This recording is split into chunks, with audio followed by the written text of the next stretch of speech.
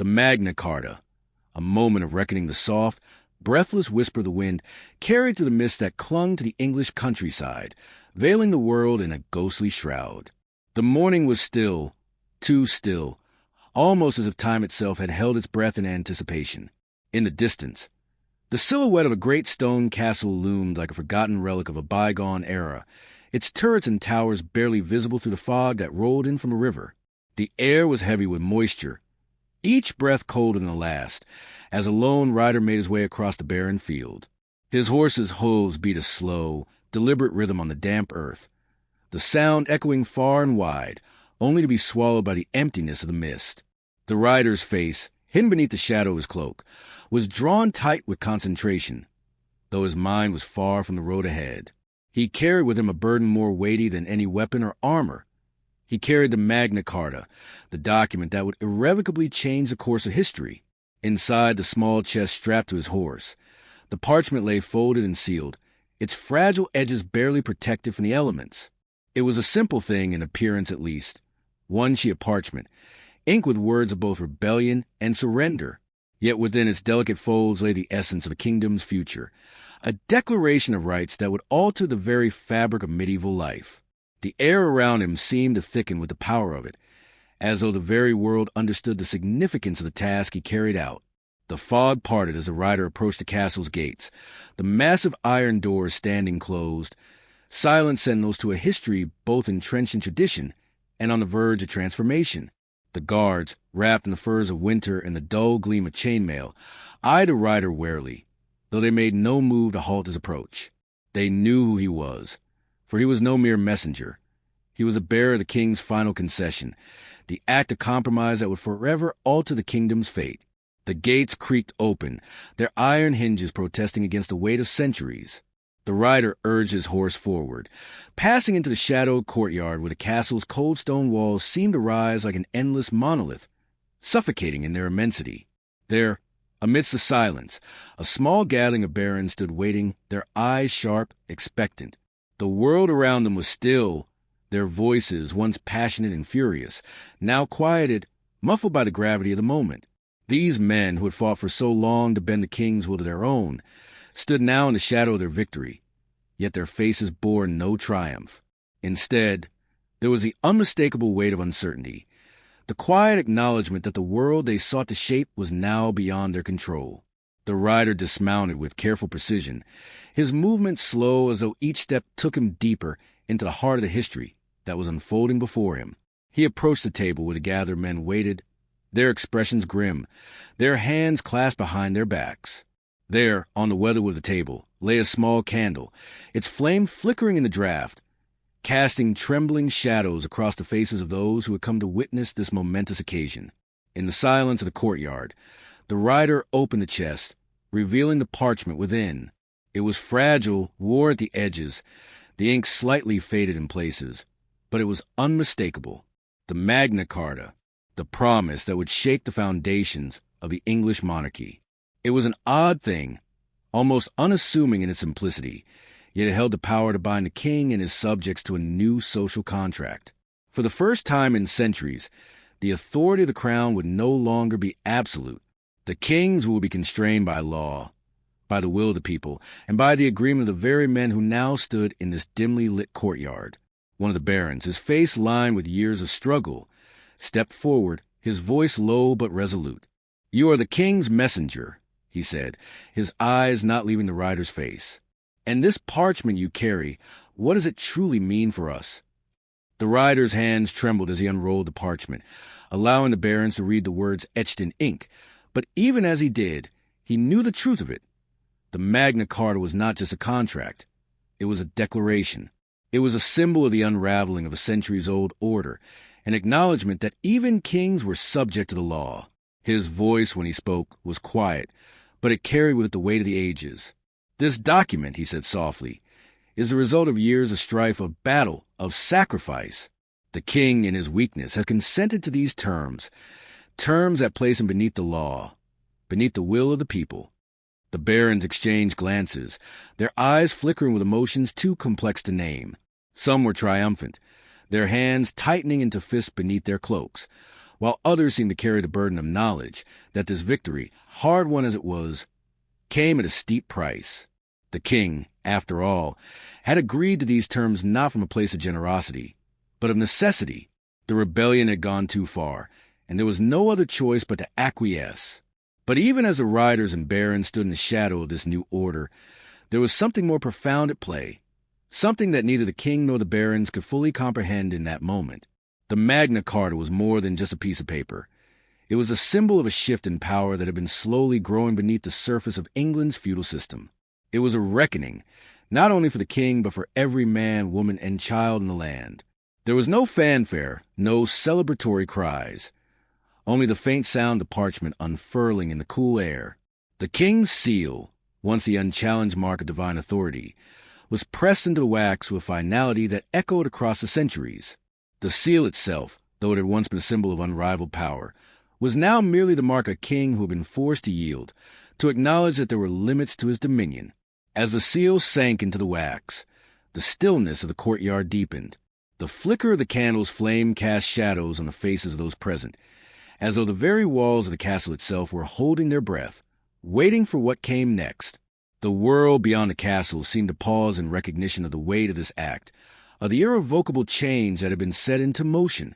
The rider, his duty now complete, stepped back, bowing his head in reverence. But in the eyes of the barons there was no triumph. There was only the quiet knowledge that this was not the end, but merely the beginning. For in the signing of the Magna Carta, something had been irrevocably altered. The laws of the land had shifted, but so too had the hearts of those who had fought for this change.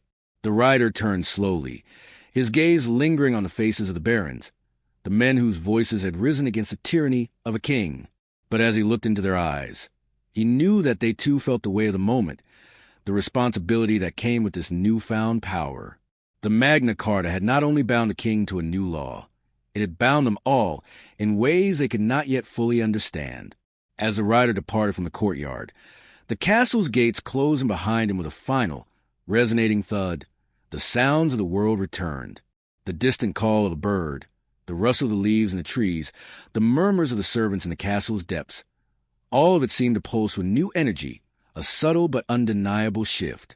And though the sun had yet to rise high in the sky, a new dawn was already breaking over the land. It was a dawn not just of a new king, but of a new world, one where the voices of the people would no longer be silenced, where the idea of liberty, once a distant dream, would slowly take root in the hearts of all who lived beneath the English crown. And in that quiet moment, as the horses' hooves faded into the distance, the weight of history, like the fog that had blanketed the field, began to lift, revealing the clear horizon of a future yet to be written. The flickering light of a single candle danced like a fragile flame, casting long, wavering shadows against the cold, stone walls of the abbey. The air was thick with the scent of parchment, wax, and aged wood. The quiet hum of the abbey, a sound made by the subtle sway of the air through the iron-barred windows, the distant murmurs of prayers offered in solitude, and the soft rustle of robes, felt like a living thing, almost as though it breathed along with the monks who moved silently in their own rituals. This was a place where time moved differently, where moments bled into one another without the clear-cut distinctions of the outside world. In one dimly lit corner of the great hall sat a young scribe, hunched over an ancient wooden desk, his brow furrowed in concentration. The light from the flickering candle cast a soft glow upon his face, revealing the young age of his features, though his expression was far older than his years. The quill in his hand moved steadily across the parchment, the scratching sound of ink meeting paper punctuating the quiet stillness of the room. The parchment in front of him was not merely a page. It was history, fragile and irreplaceable, and his duty was simple yet profound, to copy the words of the Magna Carta. He had been here in the abbey for as long as he could remember.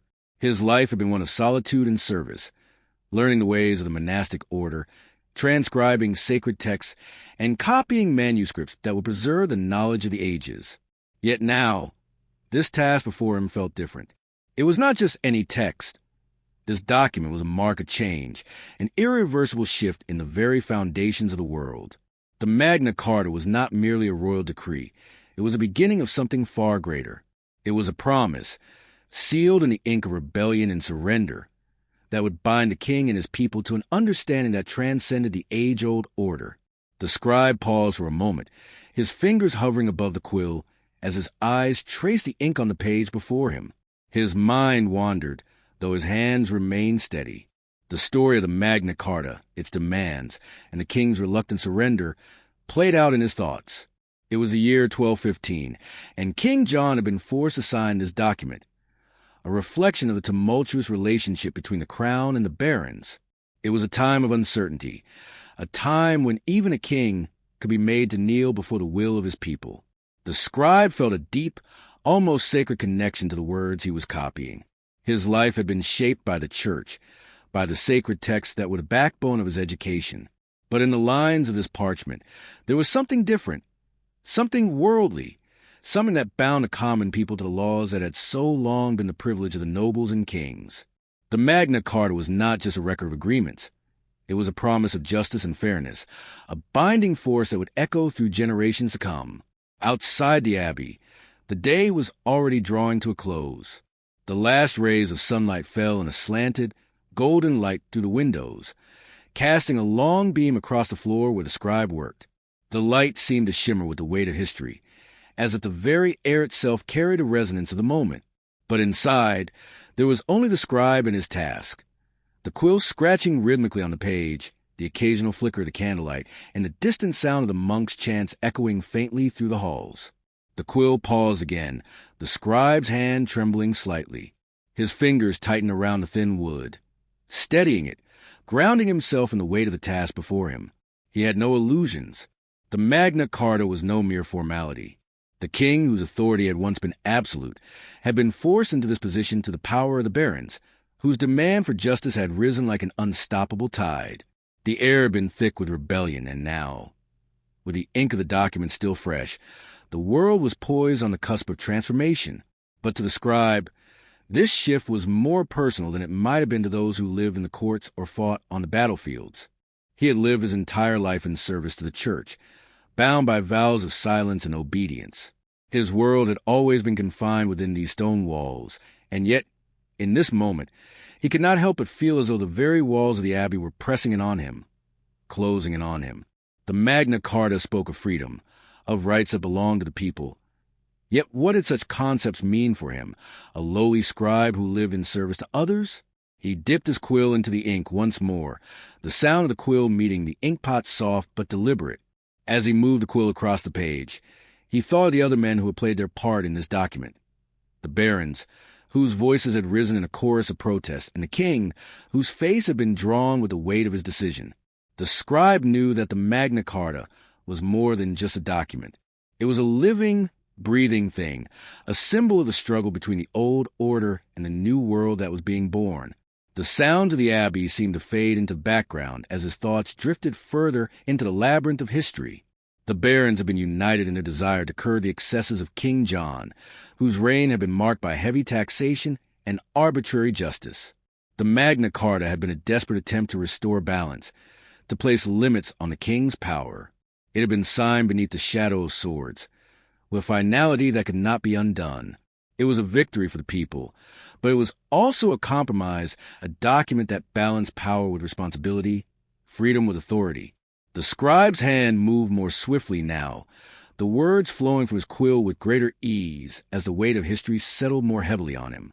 His mind seemed to clear, and in that clarity, he understood something more profound than he had before. The Magna Carta was not just about laws and governance. It was about the relationship between ruler and subject, the delicate balance between freedom and control. It was a reminder that power, even that which came from the divine right of kings, was not absolute. Kings, too, were bound by the laws of the land. As the scribe continued to copy the text, his thoughts turned inward. He thought of the life he had chosen. This life of devotion to the written word, a life where every letter was formed with precision, every text copied with reverence. The act of transcribing was a sacred duty. Yet in this task, he could not help but feel as though he, too, was bound by something larger than himself.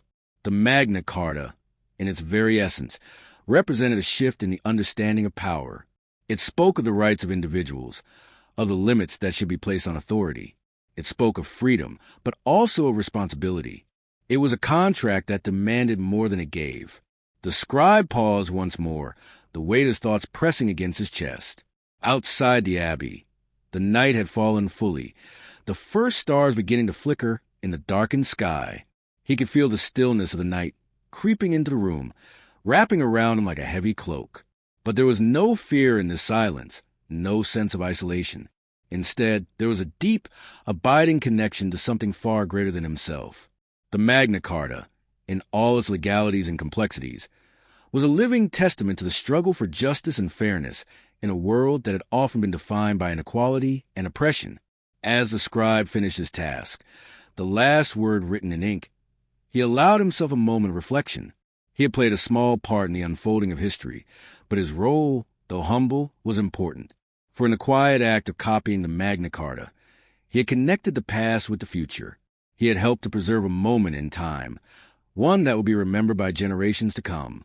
And in that act of preservation, he, too, had become part of the story of a kingdom on the brink of change. The candle burned lower, its light dimming, but the scribe felt no rush to finish. The world outside could wait. Here, in the quiet of the abbey, with only the faint sound of his breath and the soft scratching of his quill, he understood something more about the power of words. The Magna Carta was not just a document. It was a living, breathing entity, one that would continue to shape the lives of those who came after him. It was a reminder that even in the darkest of times, even in the shadows of stone walls, the voice of the people could still rise. And as he set down his quill for the last time, the scribe felt a sense of peace settle over him. He had done his part. The Magna Carta was now a part of the world, and its echoes would be heard long after the ink on the page had faded. The air was thick with anticipation, heavy with the scent of rain and earth, as the barons gathered in the open field just outside the castle gates. The land was silent, save for the occasional rustling of banners in the stiff breeze and the rhythmic creak of metal armor as the men shifted in place.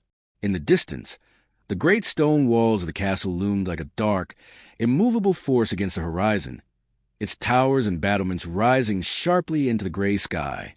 The wind had picked up, howling through the trees, carrying with it the dampness of an approaching storm.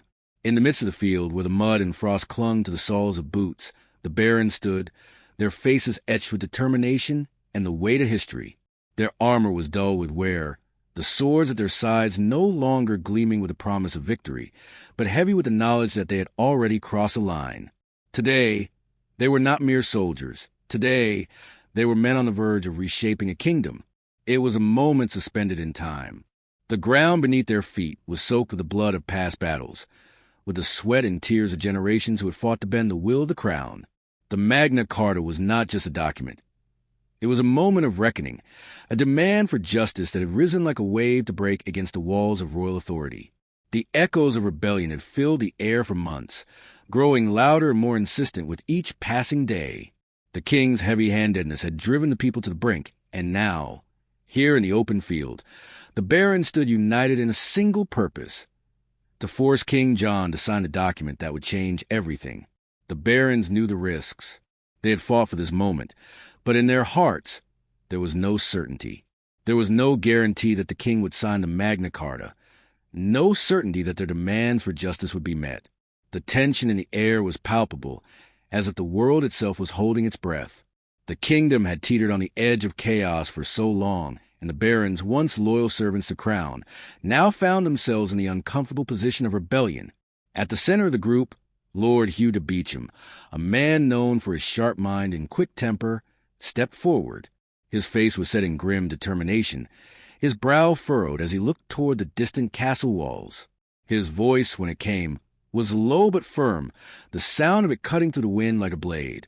"It is time," he said, his words carrying the weight of the years of struggle that had brought them to this moment. "We have fought long enough, and the king has shown no sign of honoring his promises. This is the only way. We must make him see that there are limits to his power." Around him, the other barons nodded in silent agreement. There was no joy in their faces, only the heavy burden of necessity. Lord Beauchamp's words had struck a chord, and though they did not speak of it, each man present knew what was at stake. This was not just a battle for power. It was a battle for the soul of the kingdom, for the very principles upon which it was built. The Magna Carta was not merely a set of demands. It was the beginning of a new social order, one in which no man, not even the king, could act without consequence. Behind the barons, the gathered soldiers shifted uneasily, their boots sinking into wet earth as the wind howled around them. They had not been part of the initial rebellion. They were mere instruments of the barons' will, their loyalty bought through promises of land and titles. But now, as they stood in the midst of the field, it was impossible to ignore the significance of what was unfolding. The wind that whipped through the trees seemed to carry with it a whisper, a faint cry of both hope and fear. What would the signing of the Magna Carta mean for them? Would it bring a new dawn of justice, or would it tear the kingdom apart? As the men spoke in hushed tones, a sudden sound cut through the air, a trumpet, its mournful note echoing across the field. The barons stilled at the sound, their eyes turning toward the castle gates, where a figure on horseback appeared. It was the king's messenger, a man draped in the royal colors, his face obscured by the hood of his cloak. The messenger's arrival was met with a tense silence. The king had made no promises, had shown no inclination to yield to the barons' demands. And yet, here he was, sending his emissary to speak with them. It was a sign that negotiations were about to begin, a moment of fragile hope that could just as easily crumble into dust. The messenger rode forward, his horse's hooves sinking into the mud, and stopped just before the barons. He raised a hand in greeting, but there was no warmth in his gesture. His face was impassive, a mask that revealed nothing of the king's true intentions. "Lord Beauchamp," the messenger said, his voice clipped and formal, "the king has agreed to speak with you. You may come forward and present your terms." The barons exchanged a glance, and in that moment it was clear the time had come. They had fought for this moment, but now they were not sure if they were ready to face what lay beyond it. They knew the king had no love for them, and they knew that his agreement would be born of necessity, not goodwill. But in this moment, there was no turning back. Lord Beauchamp gave a small nod, signaling to the others to follow him. Together, they walked toward the gates of the castle, their boots sinking into the cold, wet earth with each step. The air was thick with anticipation, with the weight of history pressing down on them like a heavy cloak. The sound of their footsteps was the only thing that broke the silence as they crossed the threshold into the castle courtyard. The castle itself was a fortress of stone and iron, its walls rising up like an impenetrable barrier against the outside world. Inside, the flicker of torchlight illuminated the faces of the king's court, their eyes trained on the barons as they entered. There was no warm greeting here, no fanfare or ceremony, only the cold, hard reality of the negotiations to come. At the far end of the hall, King John sat on his throne, his eyes dark and calculating as he surveyed the men who had dared to challenge his authority.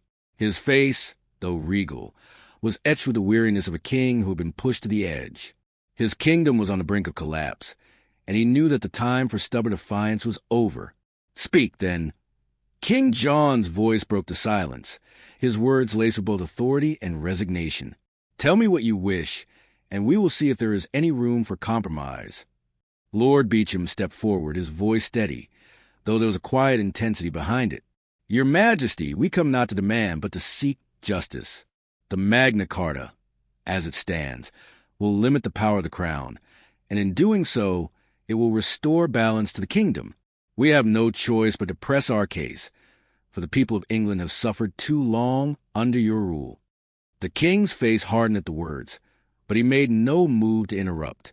The room was silent as Lord Beauchamp continued, outlining the terms of the Magna Carta, terms that would restrict the king's ability to impose arbitrary taxes, that would ensure that justice could not be bought or sold, and that would grant rights to the common people who had so long been invisible to the crown. King John's fingers drummed lightly against the arm of his throne, his eyes narrowing as he listened. The terms were simple, but they struck at the very heart of his rule. In that moment, as the words of the Magna Carta were spoken aloud, there was a shift, an acknowledgement that the balance of power had already begun to tilt, that the age-old structures of feudalism could no longer remain unchallenged. When Lord Beauchamp finished speaking, the room was thick with tension. The king's silence hung like a heavy fog, and for a moment no one moved. The fate of the kingdom, of the crown itself, seemed to rest on a single word. King John leaned forward, his expression unreadable. "So be it," he said, his voice low but steady. "I will sign this document, but know this, I do so not out of kindness, but out of necessity. The kingdom cannot endure another war.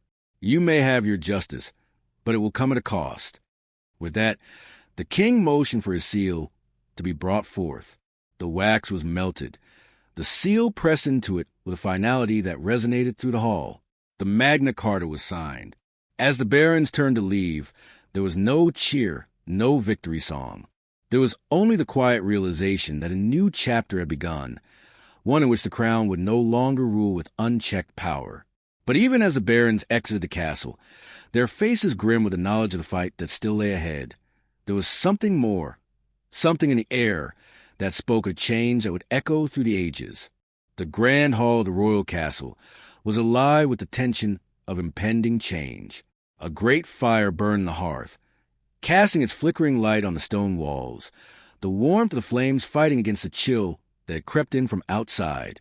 The scent of burning oak mixed with the faint smell of damp stone and the worn leather of the royal tapestries that lined the walls. The air was thick, suffocating, as if the very space were holding its breath, waiting for the final act to unfold. King John sat at the head of the long wooden table, his posture stiff and rigid, his fingers drumming lightly on the surface, as if trying to ward off the weight of the decision before him. His face was drawn with exhaustion, the dark circles beneath his eyes a testament to the long months of unrest, of rebellion, of a kingdom on the verge of collapse. The crown he wore seemed to sit heavy upon his brow, as though it were a reminder of the power he had once wielded so easily, now crumbling, slipping through his fingers like sand. The barons who had forced him into this position stood at the other end of the table, their eyes fixed upon him with a mixture of expectation and defiance. Their hands, strong and callous from years of fighting, were folded tightly in front of them, and though their faces were resolute, there was an undeniable tension in the air. This was a battle of wills, and though the king's power had once been absolute, there was no doubt that it had been shaken to its core. The Magna Carta, a simple document in appearance, lay in front of him, but to those who had fought for it, it was a symbol of something far greater. It was a promise of justice, of limits placed upon the divine right of kings. It was a pact, a contract between ruler and subject, in which even the king, once thought to be above the law, would now be bound by it. It was the beginning of a new social order, one in which the voice of the common people would no longer be ignored. But to King John it was a humiliation, an acknowledgment that his reign had failed, that he had no choice but to bend to the demands of the very men who had once been his loyal subjects. His eyes flickered over the document before him, the ink still fresh, the wax seal just waiting to be pressed into the pliant surface of the parchment. It was a symbol of surrender, but also of the fragility of power. How had it come to this? How had a king, once feared and revered, found himself at the mercy of men who had once sworn fealty to him? He could feel the weight of history pressing down upon him, suffocating him, pushing him toward this final act of submission. In the quiet stillness of the room, the crackling of the fire was the only sound. The voices of the barons, their earlier demands and arguments, had long since faded into silence. Now, there was only the heavy thud of time, the slow ticking of the clock as it counted down to the inevitable. The sound of his own heartbeat seemed to echo in his ears, a rhythmic pulse that matched the pounding of his thoughts. The king's gaze lifted from the Magna Carta and swept over the men before him. They stood as silent witnesses to this moment, their faces stoic, but there was no mistaking the hunger in their eyes, the hunger for justice, for fairness, for a kingdom no longer ruled by the whims of one man. But to the king, these men were traitors, rebels who had defied his authority. And yet, here they were, dictating terms, forcing him to submit to their will. As the king's fingers hovered over parchment, he could feel the heat of the fire on his face, the warmth of the room in stark contrast to the chill that had settled in his chest. This was not a moment of triumph for him. It was a moment of defeat. And yet, in the depths of his despair, he understood there was no other choice. The kingdom, his kingdom, was on the brink of ruin. The rebellion, once an echo on the periphery of his rule, had now become a tidal wave that threatened to sweep him away. His options were few. If he did not sign the Magna Carta, if he did not give in to the demands of the barons, there would be no kingdom left to rule. His hand trembled as it reached for the royal seal, the symbol of his once absolute power. It had been the mark of kings for centuries, a sign that the words of crown were not to be questioned, that the authority of the monarch was unquestionable. Now, as his fingers closed around the seal, it felt like nothing more than a burden, an old, tarnished thing that no longer held the weight it once had. His power had been stripped away, piece by piece, until all that remained was a cold, impersonal signature of a king who had been forced into submission. The barons watched silently, their eyes fixed upon him, waiting for the moment to come. They had demanded this document, had fought for it, bled for it. They knew that this was not just a victory for them. It was a victory for the people, for the common folk who had suffered under the weight of royal oppression. The Magna Carta was their promise that the king could no longer rule as a tyrant, that the laws of the land would govern all, regardless of rank or station. It was a breath of fresh air in a kingdom choked by corruption and greed. With a slow, deliberate motion, King John placed a seal upon the parchment. The wax sank into the surface, and in that moment, the room seemed to hold its breath. The sound of the seal pressing into the wax was the only noise that could be heard. Sharp, final, irrevocable. It was the sound of an era ending, the sound of a king who had been brought to his knees by the weight of his own failure. As the seal was pressed into place, the barons remained silent. There were no cheers, no cries of victory. There was only the quiet understanding that this was not a triumph. It was a beginning. The Magna Carta was the start of something new, something that could not be undone. And though the king had signed it under duress, there was no turning back. The kingdom would never be the same. The fire crackled softly in the hearth, and for a moment, the room seemed to fall into a deep, solemn quiet. The flames flickered in the hearth, casting their orange glow upon the stone walls, the shadows stretching long and deep, as if to echo the weight of the moment. King John sat back in his chair, his face pale and drawn, the weight of his signature upon the parchment settling upon him like a heavy cloak. Outside, the wind began to pick up again, howling through the battlements of the castle, as if the very forces of nature were reacting to the shift that had just occurred. The kingdom, once a fortress of absolute power, had been forever altered. The king had given in, not out of kindness, but out of necessity. The Magna Carta had bound him to the people, had forced him to acknowledge that he was not above the law. In the years to come, this document would be remembered not as the final act of a king, but as the birth of a new world, one in which the rights of the people were no longer subjugated to the whims of a monarch. As the barons turned to leave, their faces somber yet resolute, King John remained seated at the head of the table, his hands clasped tightly in his lap. He was no longer the king he had been. He had been humbled, broken by the weight of history and the demands of his own people. The kingdom that had once been his to command was now no longer his alone to rule. In the stillness of the hall, the echoes of the past reverberated in the shadows, and the future seemed to stretch out before them all, a future shaped by the ink of the Magna Carta. The kingdom, the crown, and the people were no longer the same. What had once been a world of absolute power and divine right had now become a world in which even kings were held to account. And so, as the sound of the barons' footsteps faded into the distance, the finality of the moment settled over the castle. King John had signed the Magna Carta. It was not the victory he had hoped for, nor the surrender he had feared. It was the beginning of something new, something uncharted, and yet undeniably inevitable. And in that quiet, flickering moment, as the firelight danced on the walls, the first breath of a new world began to stir. The sound of galloping hooves echoed through the mist-shrouded countryside, the rhythm of the horses' steps breaking the quiet stillness of the early morning. The sky was low and gray, the horizon barely visible through the veil of fog that hung heavy over the land. The riders, their cloaks pulled tight around their shoulders against the cold wind, urged their horses onward, their faces set in grim determination. Their mission was clear, but the weight of it was almost too great to bear. They were not mere soldiers. They were the vanguard of rebellion that would shake the very foundations of a kingdom. As they approached the edge of the forest, the first rays of the sun broke through the fog, casting a pale, diffused light over the land. It was a world suspended in time, the soft light of dawn stretching over the earth like the calm before a storm. In the distance, the sprawling estate of King John's court loomed, its stone walls rising from the mist like the silhouette of a great beast. The riders knew what awaited them within those walls, an audience with the king, but more than that, a confrontation with the tyranny that had shaped his reign. The rebellion that had brought them here had been months, if not years, in the making. The land was ripe for change, the people weary by the crushing weight of taxes, the arbitrary cruelty of the king's justice, and the endless wars that had drained the kingdom's resources. The nobles, too, had felt the sting of the king's actions. King John, once a prince of promise, had failed in almost every regard. His failures in battle, his oppressive taxation, his abuse of power. And now, as the rebellion grew bolder, the cry for justice grew louder. The barons, those noblemen who had long served the crown, had finally risen to meet this tide of anger and frustration.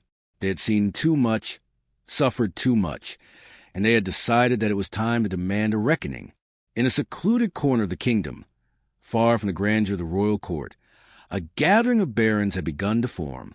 These were men of distinction, each with a lineage that stretched back generations, each with a deep understanding of the responsibilities that came with power. They were not rebels by nature, not traitors. They had sworn fealty to the crown, fought under the king's banner, and had been rewarded with land, titles, and influence. But with King John's increasingly erratic and tyrannical rule, their loyalty had been tested to its breaking point. It was in this moment of crisis, when the weight of injustice became unbearable, that they had made the decision to take action. The barons had met in secret, far from the eyes of the king's spies. In hushed whispers and with grave faces, they had discussed their grievances, their plans, and their hopes. What began as a quiet conversation between a few disillusioned men had slowly grown into a full-scale rebellion, and now, with the Magna Carta in hand, they were ready to confront the king directly. The document, a symbol of their demands for justice, had taken shape in the dark recesses of their minds. It was not just a list of grievances. It was a declaration of rights, a promise that no man, not even the king, would be above the law. It was their answer to the kingdom's suffering, and it was a testament to the power of the people when they were united in their cause. The rebellion that had begun with the barons had spread like wildfire, with many of the common people joining the cause. It was a movement that resonated deeply with those who had been oppressed for too long. The cries for justice were not confined to the noble halls. They were echoed in the villages, in the marketplace, and in the fields where peasants toiled under the weight of taxes they could not afford and laws they could not understand. The Magna Carta, with its promise of fairness, of checks on royal power, became a rallying cry for those who had long been silenced. As the riders reached the gates of the king's castle, they were met by guards who eyed them with suspicion but made no move to stop them. They had seen the banners of rebellion before, had heard the rumors of discontent. But today was different. The barons who had once been loyal to the king now stood before his gates, demanding justice. Their faces were no longer those of subjects. They were the faces of men who had realized that the king's power was not absolute, that even a crown must answer to the will of the people. The gates of the castle creaked open slowly, as if the very walls themselves were unsure of what was to come. Inside, the air was thick with tension. The great hall, usually filled with the sounds of merriment and celebration, was eerily quiet. The barons entered with a grim sense of purpose, their boots echoing on the stone floors as they made their way to the center of the room. The king, seated upon his throne, looked down upon them, his expression a mixture of arrogance and fatigue. He had expected them to come, but he had not expected them to come with such resolve. "My lord," said Lord Beauchamp, stepping forward with the Magna Carta held firmly in his hands. His voice rang out, clear and steady, despite the weight of the moment. "We come not as traitors, but as men who have been wronged. We come not to seek your favor, but to demand justice." The king's lips curled in a tight, humorless smile. "Justice," he sneered. "You speak of justice as if it were a simple thing. I am the king. I am the law." But the barons were undeterred. They had heard those words too many times before, words that had been used to justify cruelty, to silence dissent, to bend the will of the people to the whims of the crown. They knew that the time for idle words and empty promises had passed. The Magna Carta was not a request. It was a demand, and though they had once pledged their loyalty to the king, that loyalty had been broken by his own actions. It was now time for the king to answer to them. The Magna Carta is the will of the people, Lord Beauchamp continued, his voice growing stronger. It is not a matter of choice. It is the beginning of a new order. The king's power shall no longer be absolute. The laws of the land must be just, and they must apply to all, regardless of station or title. The king's eyes darkened as he listened, and though he made no move, there was a palpable shift in the air. The once unshakable authority he had held over the land was crumbling before him, and for the first time in many years, he felt the weight of the rebellion bearing down on him. "You are asking for too much," King John growled, his voice low and threatening. "You would tear down the very foundations of my rule." "We ask only for fairness," Lord Beauchamp replied. "The crown has abused its power for too long. The people suffer, and we cannot remain silent." The room fell into silence. It was a silence that stretched on, pregnant with anticipation. The king was trapped, his options dwindling. The barons had already raised their forces. Their rebellion was no longer something that could be ignored or suppressed by force. This was the moment when the kingdom would either be torn apart by war or bound together by a new social contract. The Magna Carta represented that contract, a promise that even the king, even the crown, could not act above the law. The king's face twisted with indecision. For a long moment, he said nothing. Then, slowly, his gaze shifted to the parchment before him. He could feel the weight of history pressing down on him, and though he was a man who had never been known for his restraint, he could see that the moment had come. The rebellion could not be stopped by force alone. His own power had been eroded by his own actions, and the barons who stood before were not just demanding change. They were demanding survival. King John picked up the seal, his fingers cold as he pressed it into the wax, sealing the document that would forever change the kingdom. The Magna Carta had been signed. The king's hand trembled, not just from the physical act, but from the realization that this was no mere formality. This was an irreversible shift in the balance of power. The rebellion had not only demanded justice, it had demanded the very soul of the kingdom. And in the signing of the Magna Carta, the king had acknowledged that the will of the people would no longer be ignored. As the barons left the hall, the sound of their footsteps echoed in the silence of the great room. The kingdom, and indeed the world, would never be the same. The Magna Carta had been signed, but its true meaning would unfold in the years to come, as the people of England rose to take their place as equals under the law. The morning mist had yet to fully lift, shrouding the land in a pale, ethereal fog that clung to the earth like a forgotten memory. The stone walls of the abbey stood tall against the creeping silence, their weathered surface worn by centuries of history. Inside, the heavy scent of incense mingled with the cold air, as monks moved through the dimly lit corridors in quiet contemplation, their robes brushing softly against the stone floors.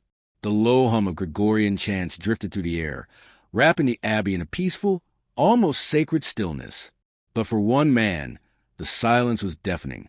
He was not a monk nor a scholar of the faith, but a scribe, one who had spent his life transcribing the sacred words of the Bible, the teachings of the church, and the records of the kings. Today, however, his task was different. Today, he held in his hands a document that would not only change the course of his own life, but would change the very fabric of the kingdom in which he lived. The Magna Carta had been signed by King John, and its ripples were beginning to spread far beyond the walls of the abbey and the halls of power. The scribe knew that this moment, though quiet and seemingly insignificant, was a turning point in the history of the realm and of the world. He carefully laid the parchment down on the table, the wax seal glinting in the low light. The weight of the document was heavy, as if the very ink had taken on the burden of the centuries to come. The Magna Carta had been born out of rebellion, but it was more than just a result of a political struggle. It was the beginning of a new understanding of justice, a new balance of power between the crown and the people. The scribe's fingers traced the edges of the parchment, feeling the smoothness of the paper, the weight of the ink that formed each letter. The document was not beautiful, at least not in the way that illuminated manuscripts were. There were no intricate designs or gilded edges. No, this was a document born out of necessity, out of desperation. It was the voice of the barons, the voice of the people, demanding that even the king be held to account.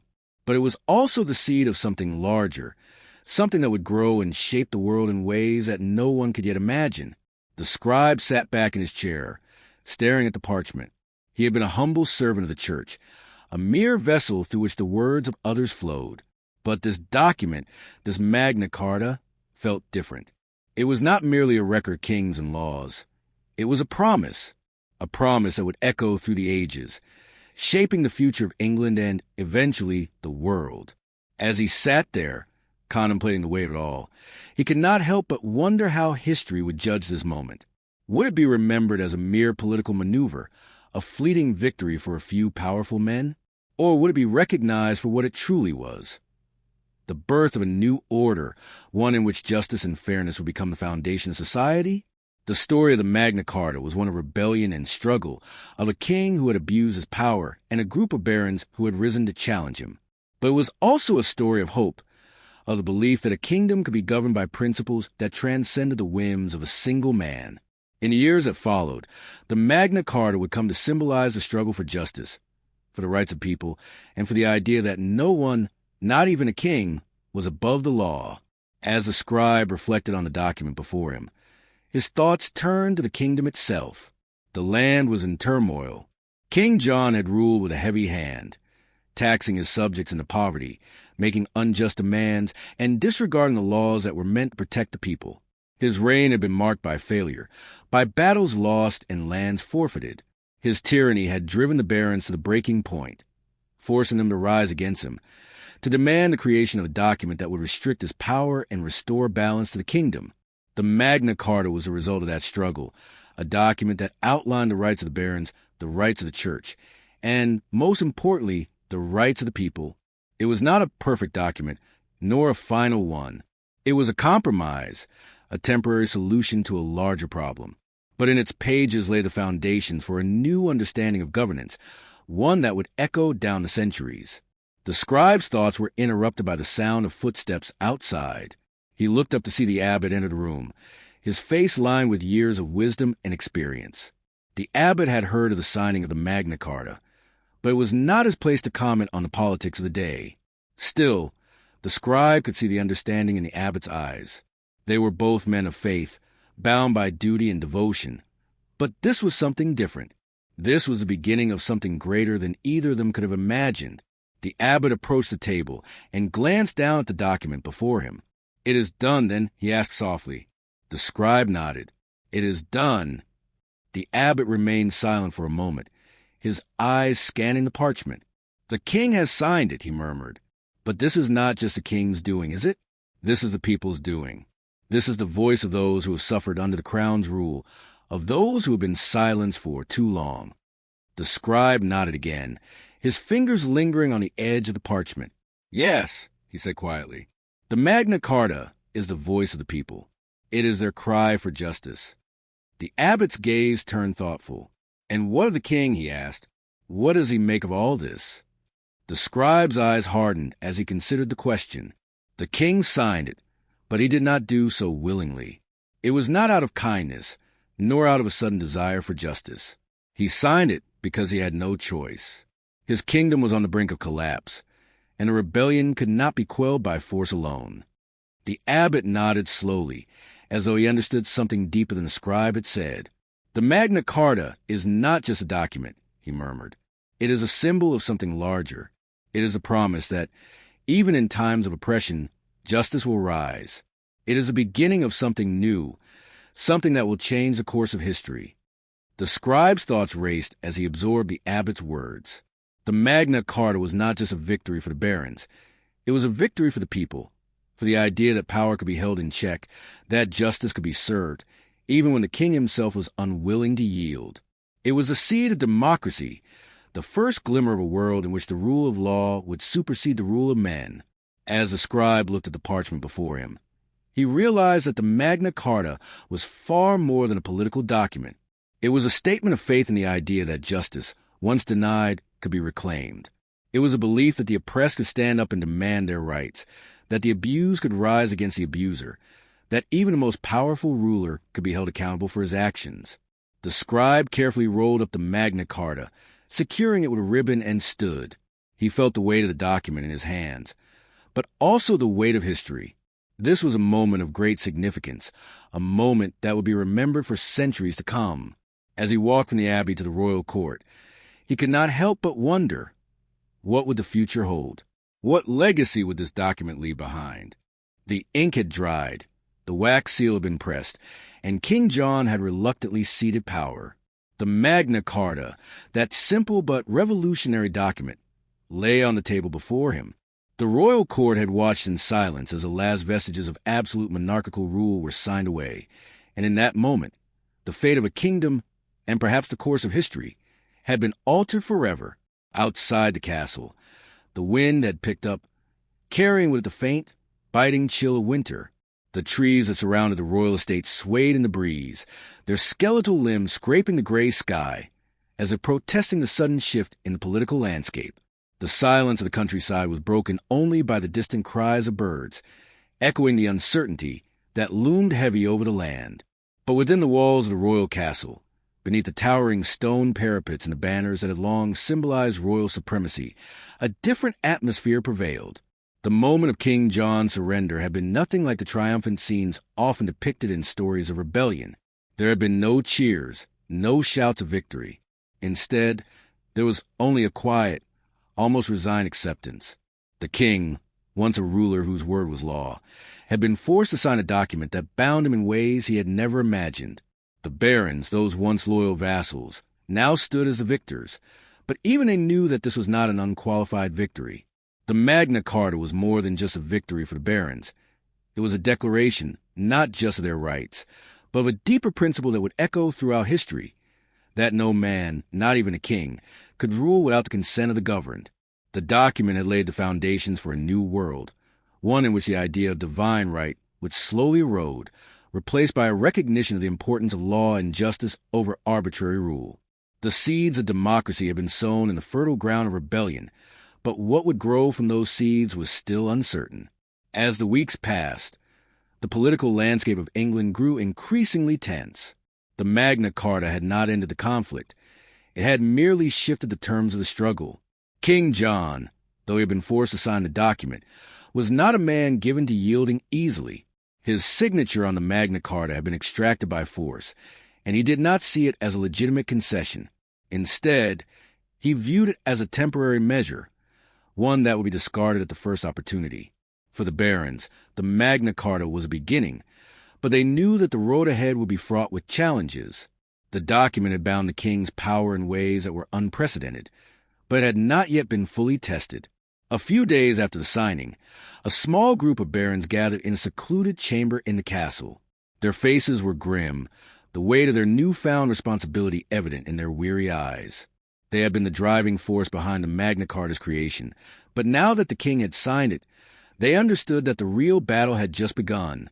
Lord Beauchamp, whose voice had been instrumental in shaping the document, stood at the head of the table, his hands resting on the map of the kingdom that lay before him. The light of the fire flickered in his eyes, casting long shadows on the walls. "This is only the beginning," he said, his voice steady, but filled with an edge of uncertainty. "We have forced the king's hand, but we must ensure that this document is not just a piece of parchment. We must ensure that it is enforced, that it becomes the foundation of our laws." Around the table, the other barons nodded in agreement, but there was no enthusiasm in their faces. The weight of what they had set in motion was clear to them all. They had won a temporary victory, but they knew that the king would not easily relinquish the power he had once held so dearly. His temper was well known, and he had proven time and again that he would stop at nothing to assert his authority. The Magna Carta might have been a legal victory, but it would take more than ink and signatures to secure the rights it promised. The barons knew that they would have to face the king again, that they would have to hold him to promises made in the Magna Carta, and that their rebellion could easily turn into a civil war if the king chose to break the terms. What lay ahead was not just a political struggle, but a deep and unyielding conflict over the very nature of power. Would the king honor the document, or would he seek to destroy it, as he had so many other promises? But the barons also understood that their struggle was not only against King John, it was against a system that had long given the crown unchallenged authority. The Magna Carta was more than a list of demands. It was the beginning of a shift in the social and political order of England. By limiting the king's power, It had given rise to the idea that the governed had the right to hold their rulers accountable. The document's legacy would extend far beyond this moment. It would echo through the centuries, shaping the principles of liberty and justice that would become the bedrock of modern democracy. But for now, the barons were caught in a precarious moment. The king had signed the Magna Carta, but he had done so under duress, and he had not yet pledged to respect it fully. The road ahead was fraught with danger. For all the hope that the Magna Carta had inspired, it had not quelled the underlying tensions between the crown and the barons. It had only highlighted them. The king would not go quietly into the night, and the barons knew that they would have to defend the document with more than just words. Across the kingdom, the common people watched with a mixture of awe and suspicion. For many, the Magna Carta was a distant, abstract concept. The lives of peasants, farmers, and artisans had not been significantly altered by the signing of the document. But in the heart of the land, the Magna Carta had ignited a fire of hope. It was the first time in English history that the king had been forced to concede any measure of power. For the common people, the Magna Carta was a symbol that even the lowest among them could have their rights defended. The document had also had an impact on the church. Throughout King John's reign, the clergy had often found themselves in direct conflict with the king. His attempt to control the church had led to violent disputes, and the Magna Carta was in many ways a response to the king's interference with the church's rights. By recognizing the independence of the church and safeguarding its rights, the Magna Carta further solidified the idea that no single power, whether the crown or the church, could dominate the lives of the people. It was the beginning of a new era in which institutions and individuals could stand against the will of the monarch. Months passed, and as the political situation in England remained fragile, King John's anger simmered beneath the surface. He did not take the signing of the Magna Carta lightly, and even as he outwardly adhered to its terms, he sought ways to undo its effects. His refusal to honor the document fully led to further conflict with the barons, culminating in a new civil war, the First Barons' War. King John's reign, already marked by failure and misrule, plunged the kingdom back into strife. Yet, despite King John's attempt to undermine the Magna Carta, its impact continued to resonate. When he died in 1216, his son, Henry III, ascended to the throne. The young king would eventually reaffirm the Magna Carta, and the document would be reissued in subsequent years, each time gaining strength and legitimacy. Its ideas, though still contested, began to take root in English law and in the broader political consciousness. Centuries later, the Magna Carta would be recognized as a foundational document in the development of constitutional law and democratic principles. It would inspire generations of reformers, from the English Parliament to the American revolutionaries, who saw in its words the promise of a world in which rulers were not above the law. The Magna Carta was more than just a product of its time. It was a message to the future, a message that power, unchecked and unchallenged, would lead only to tyranny, but that even in the face of great oppression, the will of the people could rise. It had changed the course of history not by destroying the monarchy, but by placing limits on it. And in doing so, it created a foundation for a world in which justice, fairness, and equality before the law would become the bedrock of society.